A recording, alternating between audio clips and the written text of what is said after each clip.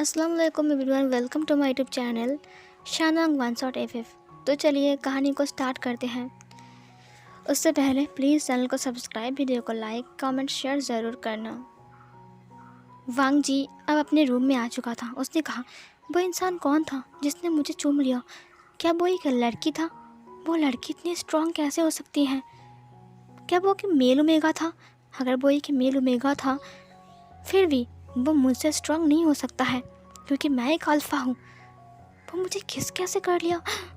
उसने मेरा पहला किस ले लिया। क्या वो एक अल्फ़ा था? ऐसा कैसे हो सकता है? एक अल्फ़ा मुझे भला क्यों चूमेगा? तो फिर वो कौन था? पता नहीं किसने मेरा किस चुरा लिया। और ऐसे बात करते करते वो चुपचाप हॉल रूम के पास आ गया, जहाँ पर विंग बैठा हुआ था और सबसे बातें कर रहा था। वांग जी चुपचाप आ गया। 9 बजने वाले थे। वांग जी चुपचाप अपने बिस्तर पर आ गया और अपनी अपर को खोला। उसके बाद वो वहाँ पर लेट गया। विंग ने कहा, चलो सब लोग सो जाते हैं। न्यू सिंह ने कहा, इतनी जल्दी क्यों? अभी तो सिर्फ 9 ही बज रहे हैं। विंग ने कहा, जल्दी सोना सेहत के लिए अच्छी बात होती है, जल्दी सो जाओ, ठीक है? सब लोगों ने कहा ठीक है। उसके बाद सब लोग सो गए। तकरीबन आधे घंटे बाद विंग ने अपनी आइज़ को ओपन किया और फिर सबको देखा। सब लोग खर्राटे मार रहे थे, सो रहे थे सब लोग। उसके बाद विंग ने वांग जी को देखा। धीरे धीरे करके वांग जी ने मूव किया। विंग ने कहा, क्या ये सो रहा है? उसके बाद विंग ने अपने पैर को बढ़ाया और वांग जी के पैरों के साथ अपने पैरों को रब किया और धीरे से उसकी बिस्तर को पकड़ा और अपनी तरफ खींच लिया और क्लोज़ कर लिया और उसके पैरों को घिसने लगा और अपने पैर को धीरे धीरे करके वांग जी के पैर के ऊपर रखने लगा। वांग जी को थोड़ा अजीब लग रहा था, वो नींद में था। विंग ने अपने एक हाथ वांग जी के सीने के ऊपर रखा, उसके चेस्ट के ऊपर, उसके ब्रेस्ट के ऊपर, और उसके बाद उसने वांग जी के फेस को देखा। विंग ने अपने माइंड में कहा, किस ले लिया आज? ओह, तुम कितने क्यूट हो और कितने खूबसूरत भी, बट तुम ताज क्यों पहनते हो? ओमेगा ताज नहीं पहनती है। तुम तुम ओमेगा हो ना। तुम्हारे फेरोमोन्स को मैंने फील किया है अंधेरे में, तुम समझ रहे हो? बट वांग जी तो सो रहा था। वो उसके पास आ गया। उसने उसको चिक्स पर किस करते हुए कहा, हाँ, एक बात कान खोल कर सुन लो लानवांग जी, तुम एक्टिंग करो या फिर ना करो, तुम एक ओमेगा हो, मैं जानता हूँ, और तुम सिर्फ मेरे हो। और विंग जिस चीज़ को अपना बनाता है, विंग किसी और को वो चीज़ नहीं देता है। इसीलिए तुम आज से, अभी से, इसी वक्त से सिर्फ और सिर्फ मेरे हो, समझ रहे हो? वांग जी उसकी तरफ घूम गया नींद में ही। विंग ने उसके लिप्स के ऊपर किस करते हुए कहा, तुम्हारा लिप्स कितना सॉफ्ट है। और फिर वो वांग जी को पकड़ के वहीं पर सो गया। अगली सुबह जब विंग की नींद टूटी है तो उसने देखा कि बिस्तर में वो अकेला सो रहा है और सब लोग उठ गए हैं। विंग जल्दी में उठ गया और फिर फ्रेश होकर वो बाहर आ गया। सब लोगों के ब्रेकफास्ट भी कंप्लीट हो चुकी थी। मैडम यू ने कहा, विंग तुम उठ गए? विंग ने कहा, अब सब ने खाना खा लिया। सब लोग अपना सामान लेकर बाहर खड़े थे और कुछ लोग आ भी रहे थे। वेन चाओ, वेन जूलिया और वेन सू अपने वेन सैनिक को लेकर निकल गया था। जिन जेजुआन जाने वाला था वो यानली से साइड में बात कर रहा था और यानली वीर से बात कर रहा था, और वो लोग भी जाने वाले थे। मियान मियाँ विंग के पास आ गए। उसने कहा, विंग ये लो, ये तुम्हारे लिए, अब मैंने तुम्हारे लिए ख़रीदा है। वो एक अंगूठी था। विंग ने लेते हुए कहा, शुक्रिया। उसके बाद उसने वांग जी को देखा। वो सिचैन के साथ बात कर रहा था और उनके डिसिपल्स भी उनके साथ थे। जियांग चैंग ने कहा, क्या हुआ विंग? विंग ने कहा, ये सब कुछ क्या है? जियांग चैंग ने कहा, वो लोग घर जाने वाले हैं। विंग ने कहा, घर जाने वाले हैं? इतनी जल्दी क्यों?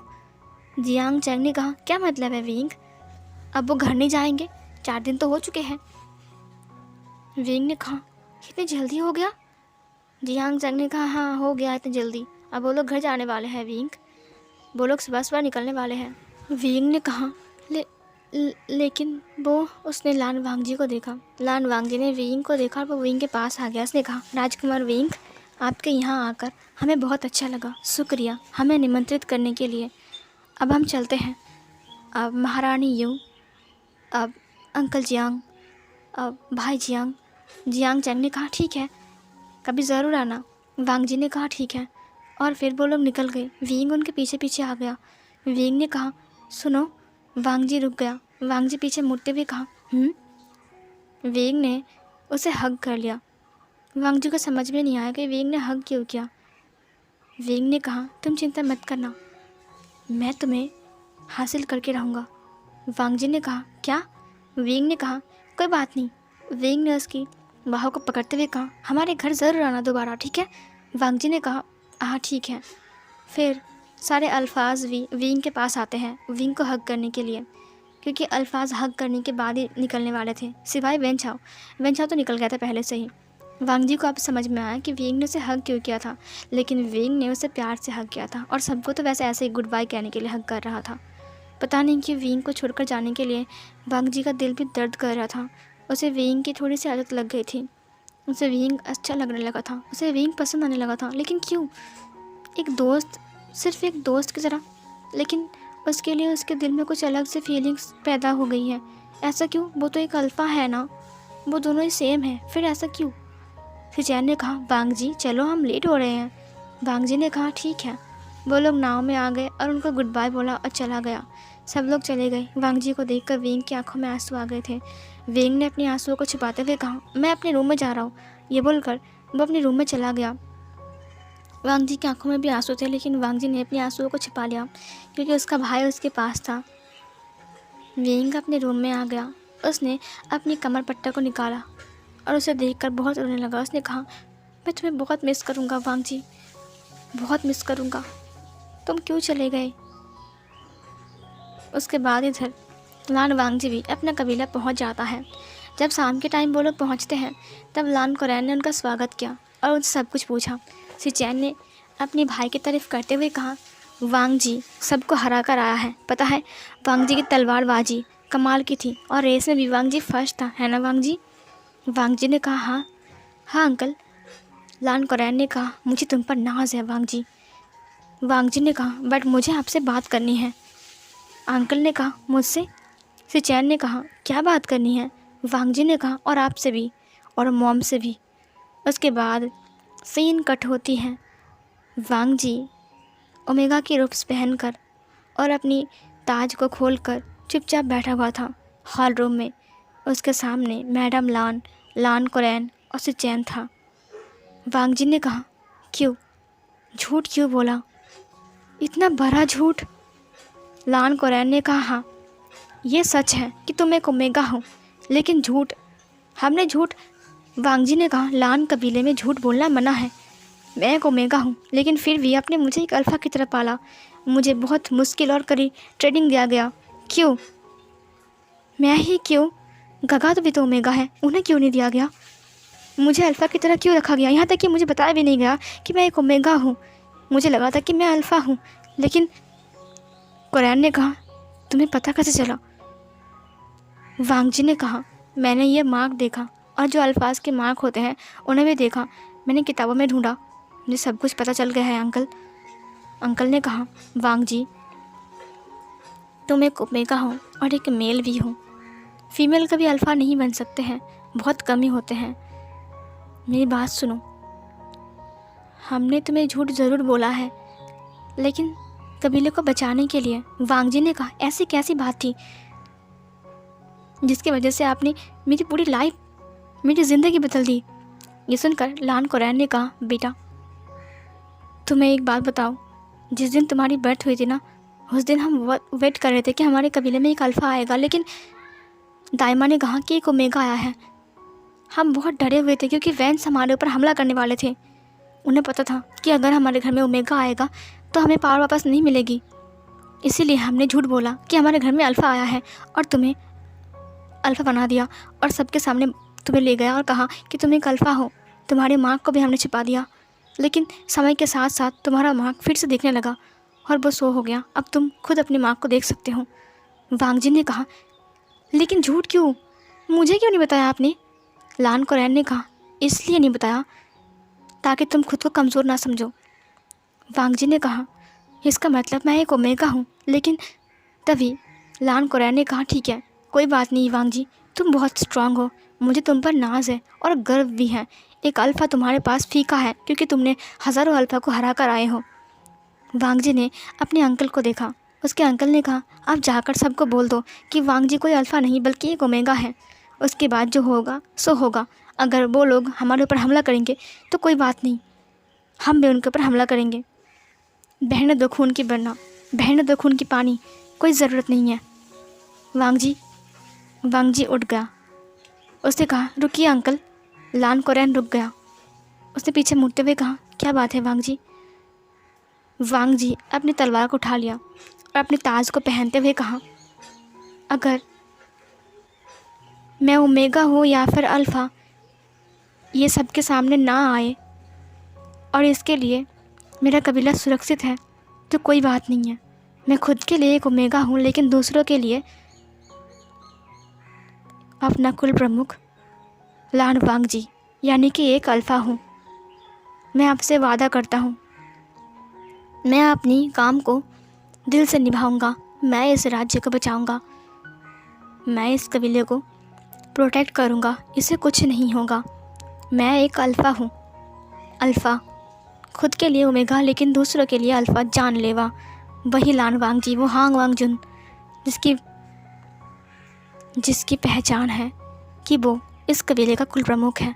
ये सुनकर लान कोरैन ने कहा, हाँ वांग जी, अब बस कुछ ही दिन बाकी हैं, उसके बाद तुम 20 साल के हो जाओगे तो फिर तुम इस कबीले में बैठ सकते हो, सिंहासन में। तुम समझ रहे हो? वांग जी ने कहा, लेकिन हमारे कबीले में कभी भी कोई ओमेगा सिंहासन में नहीं बैठा है, क्या यह पाप नहीं होगा? लान कोरैन ने कहा, अगर वो इंसान मिल जाए जो तुम्हारा साथी बनेगा, तुम्हें प्रोटेक्ट करेगा और हमारे कबीले को भी, तो हम उसको कुल प्रमुख बनाएंगे। और अगर वो नहीं मिलता है तो हम क्या कर सकते हैं वांग जी? लोग तो पूछेंगे ना, हम कब तक सच्चाई को छिपा कर रखेंगे? वांग जी ने कहा, ठीक है, कोई बात नहीं, जैसा आप चाहो वैसा ही करो। ये बोलकर वांग जी ताज को पहनकर और अपनी रोब्स को चेंज करके बाहर आ गया।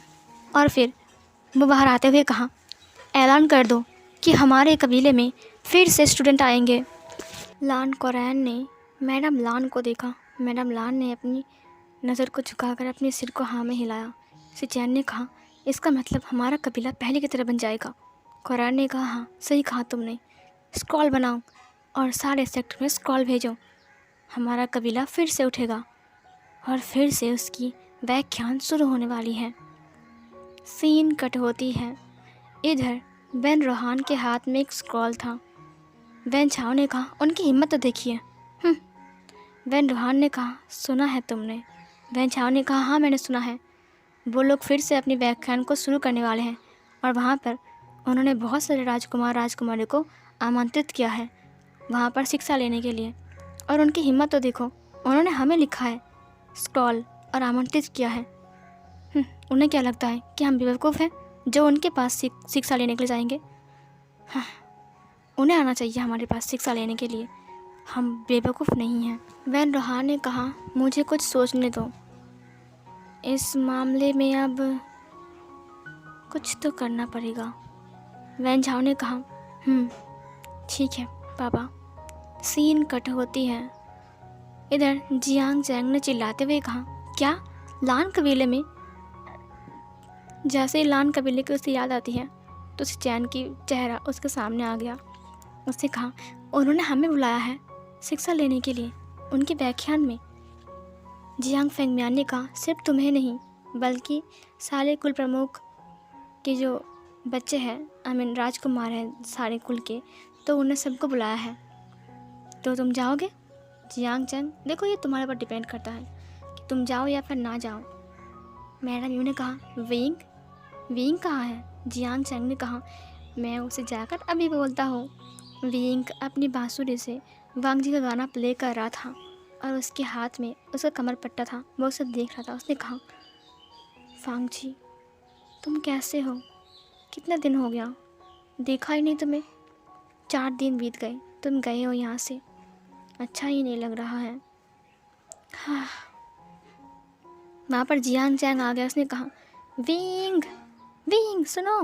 विंग ने कहा, चिल्ला क्यों रहे हैं तू? जियांग चैंग ने कहा, एक खुशखबरी है। विंग ने कहा, अब क्या खुशखबरी है? फिर जियांग चैंग ने कहा, हम शिक्षा लेने के लिए जा रहे हैं। विंग ने कहा, शिक्षा लेने के लिए? वेन कबीला या फिर जिन कबीला? ये सुनकर जियांग चैंग ने कहा, लान कबीला। विंग ने कहा, ओह क्या क्या कहा तूने? जियांग चंग ने कहा, लान कबीला?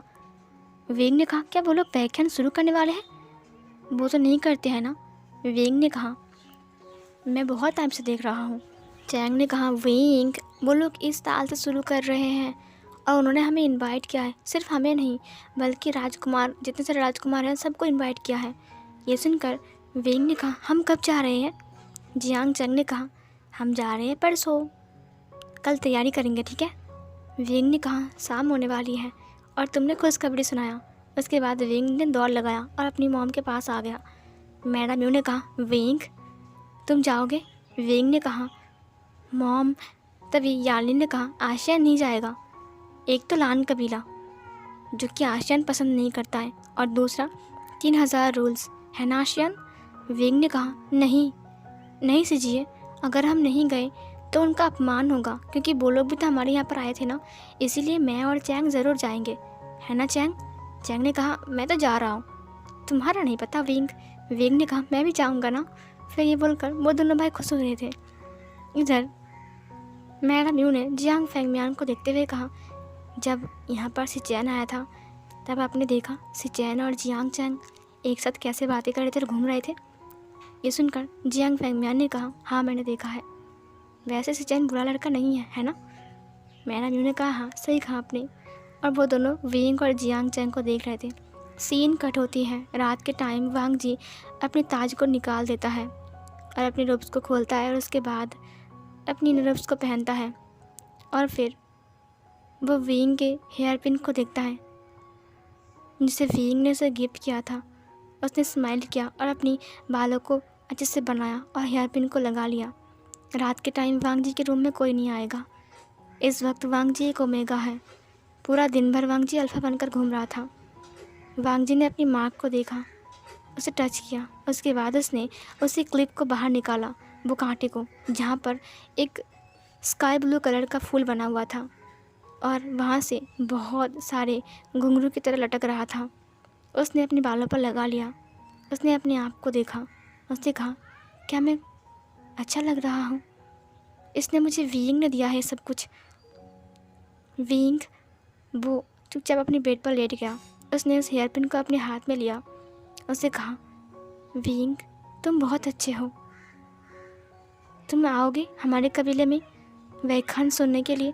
अगर तुम आओगे तो मुझे बहुत खुशी होगी। मैं तुम्हें इतना याद क्यों करता हूँ? हर रोज़ तुम्हारी बहुत याद आती है वेंग।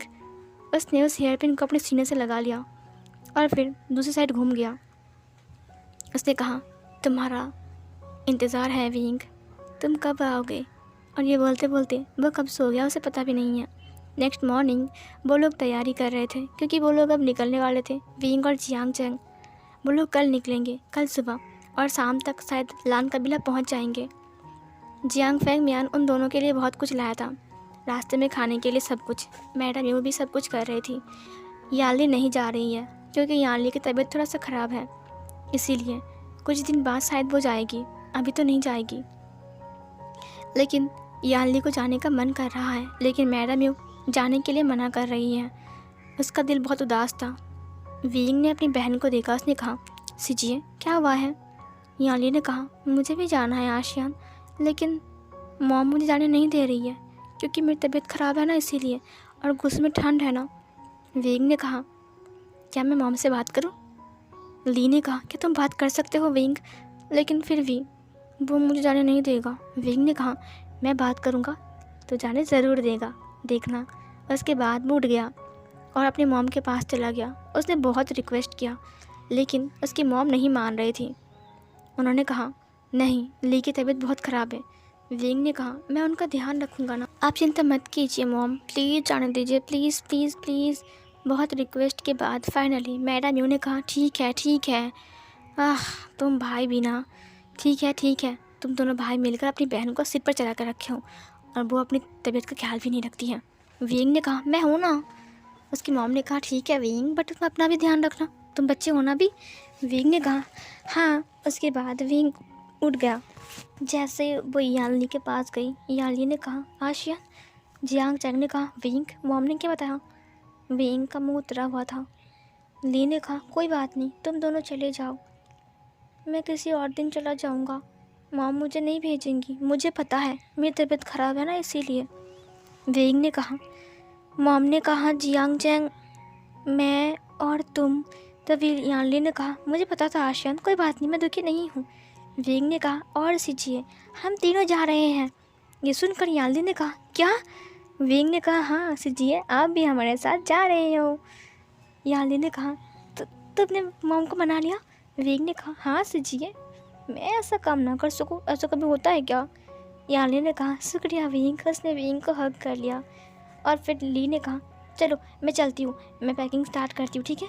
ये बोलकर वो चली गई। वेइंग ने कहा देखा सीजिए कितना खुश है ना? जियांग चंग ने कहा हाँ सही कहा तुमने। सीन कट होती है नेक्स्ट मॉर्निंग। पूरे कबीले में सब लोग तैयारी कर रहे थे क्योंकि नए नए स्टूडेंट आने वाला है। लान वांगजी वहाँ से गुजर रहा था। प्रिंसिपल्स ने उसे ग्रीट करते हुए कहा हांग वांगजुन, हमने लाइब्रेरी साफ़ कर दिया है। फिर वांगजिन ने कहा जाकर हॉल रूम को साफ़ कर लो और जहाँ पर व्याख्यान होने वाली है उस क्लासरूम को भी साफ़ कर देना, ठीक है? उन लोगों ने कहा हाँ जी राजकुमार। उसके बाद वो लोग चले गए। लान कोरैन ने कहा वांगजी तुम तो बहुत अच्छे काम कर रहे हो। वांगजी ने कहा हाँ अंकल, वैसे आप क्या कर रहे थे? उसके अंकल ने कहा कुछ नहीं, मैं किताबों को एक साथ कर रहा था क्योंकि कुछ दिन बाद से मैं पढ़ाना स्टार्ट कर दूंगा ना, मतलब कल से स्टूडेंट आ जाएंगे और उसके बाद हम लोग। फिर इधर वांगजी ने कहा जी।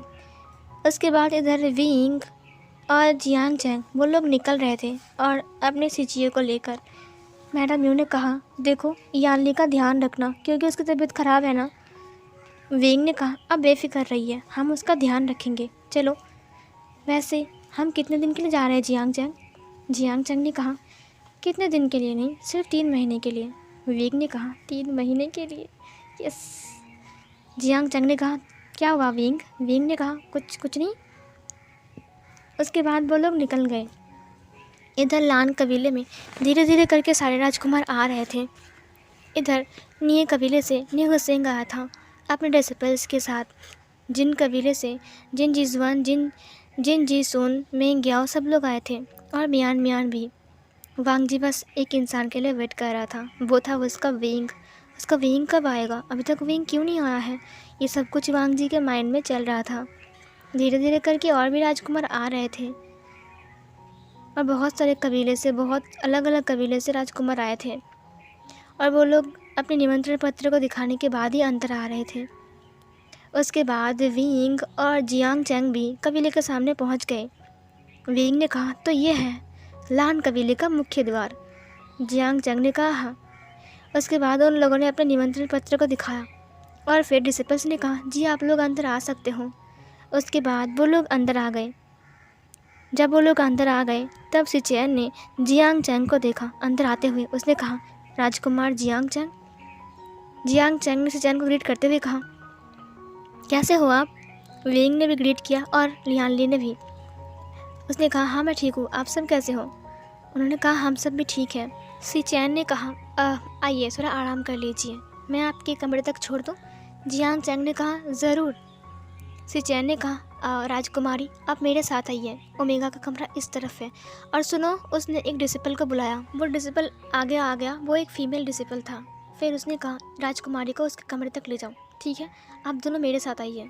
और फिर वो दोनों सिचेन के साथ अल्फाज के रूम की तरफ चले गए। सिचेन आगे आगे था और वो दोनों उसके पीछे पीछे। सो फिर गाइस ये वाला पार्ट यहीं पर ही ख़त्म होती है।